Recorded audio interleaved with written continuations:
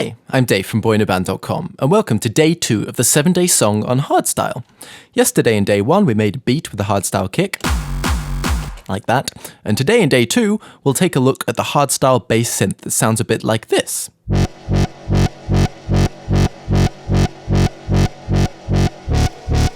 Now, I did mention in day 1 that Hardstyle often uses the kick drum as a bass as well. Now, generally it won't have both a kick and a bass simultaneously, from what I've heard, since they kind of occupy the same place in the frequency spectrum, but I wanted to show you guys how to make one so you have the choice, so I'm going to try it. I've got some ideas to stop it sounding too messy, so if all goes to plan, we'll have 2 big bassy noises for the price of none. So, combinator, mixer, 4, initialize, and open it up. And let's name it before we forget.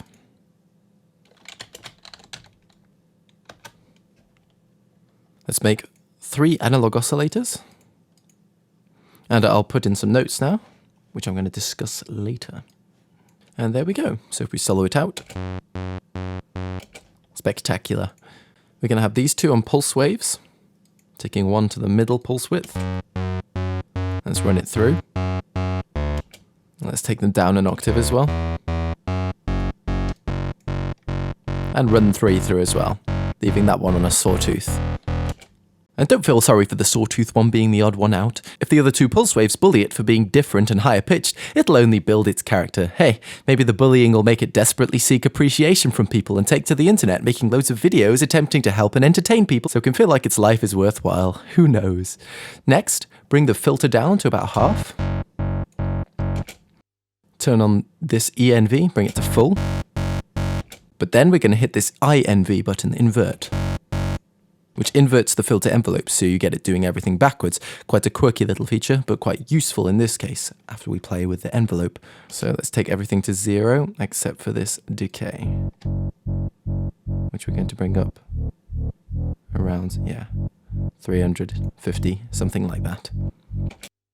Now this means that the filter opens up each time the note starts. So now we've got this sweet sound at the start of each note, making it kind of suck in after each kick, like an over-enthusiastic karate student with cystic fibrosis. To really emphasize this though, we're going to turn the LFO1 here on to waveform number 3, which is this one, on tempo sync at 1/4. So it's nice and in time. Now we're going to route it, LFO1, to the filter 1 frequency, by about 100. And we're also going to route it to amp gain.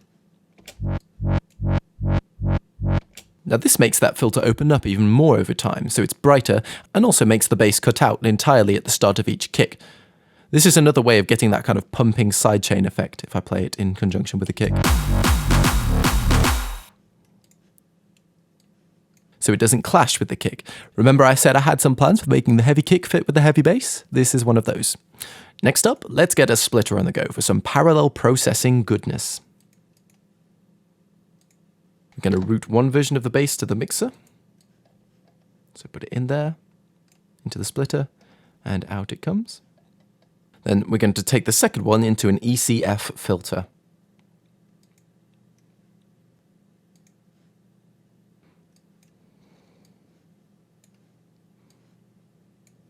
So out of the audio and into the mixer. And let's solo that one out and take a listen when we turn it onto bandpass mode. Let's bring that frequency up a bit.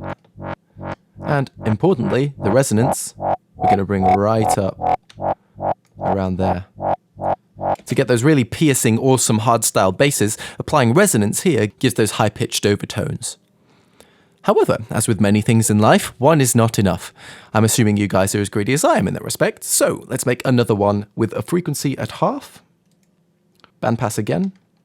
And let's bring up that resonance on this one too. And that just gives an extra bit of tonality. Now, let's distort it. Scream 4 to begin with. Let's get rid of the cut and body so it's more in your face. And take it to tube mode. Seems a little bit over distorted, so just a subtle, just below half there. Just play around until you get, oh, that was quite nice. Something like that. I've got half P1 there and 0 P2. Again, don't worry too much about the low end because you're layering it with a low-ended version that hasn't been distorted. And this just gives it that edge it needs. Take a listen. Maybe bring it down in the mixer a little bit, so the bass actually comes through. As with lots of modern EDM, the bass is comprised of lots of mid and high range sounds layered on top of low ones, but don't forget to have some nice, clean, powerful low ends actually making them bassy. Next up, reverb. This is something you'll get used to in hardstyle. It's a genre that seemingly takes place inside a giant cavern, like that one from the scene in Lord of the Rings, where Smeagol finds his precious. Sorry. Anyway, RV7000 reverb should do the trick. I'm going to use the all CL long haul preset and make the decay a little bit higher. Then apply it to the filtered version by about half aux. But not to the bassy version. Ideally, you want to avoid reverb in the low end because it makes it really muddy. With bad production quality like that, you won't sell any track. No one's going to pay for a muddy low end, unless they're going to a new age day spa. But last bits and or bobs, we're going to add an EQ. Boosting the lows by about 4 decibels.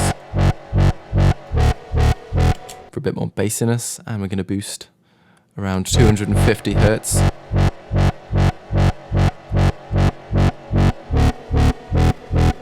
A bit less. Let's widen that up. For a kind of crunchy low end. Then here we're going to bring this up to about 5 kilohertz, somewhere like that. For a crunchy top end.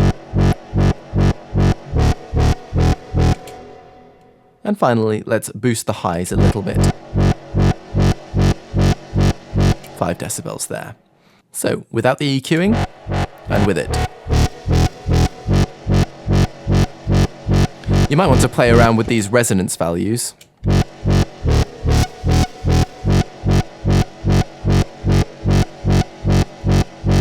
Because they can really change those overtones quite dramatically. Next up, I'm going to add in between the EQ and the combinator, just this maximizer with the soft clip on full and the limiter off.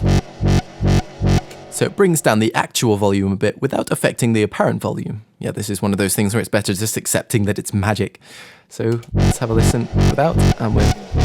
And you can see physically there and there that it does bring down the volume a bit. And so let's take a listen to that with the kick.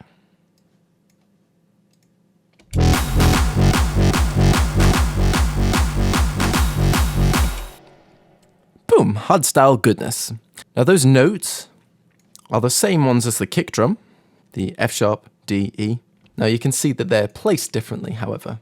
These are all on, if we go to 16th notes, all on the second 16th note of the bar, instead of on the offbeat. However, this swing you hear is added by this, the Regroove mixer, which I've added a 70% shuffle to.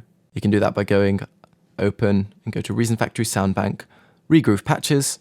I usually use the MPC 16, it's got plenty of different shuffle options there. I've gone for 70% shuffle, and take a listen without it,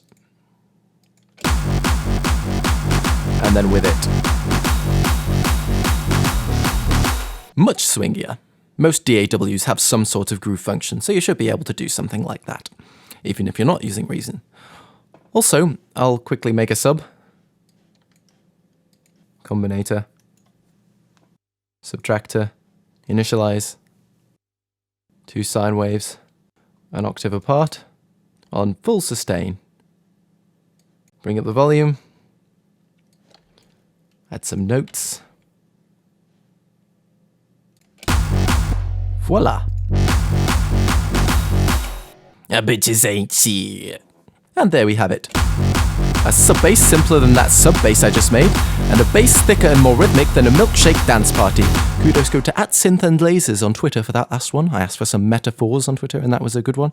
Did I mention I'm on Twitter? I'm on Twitter @Dave P. Brown. I'll link to my Twitter below. Maybe you can help me with more musical metaphors in future on Twitter. So, cheers for watching, you guys. Hit like and favourite if you enjoyed it. Then click here for day 3, where I'll be showing you how to make an epic hardstyle lead. Toodaloo.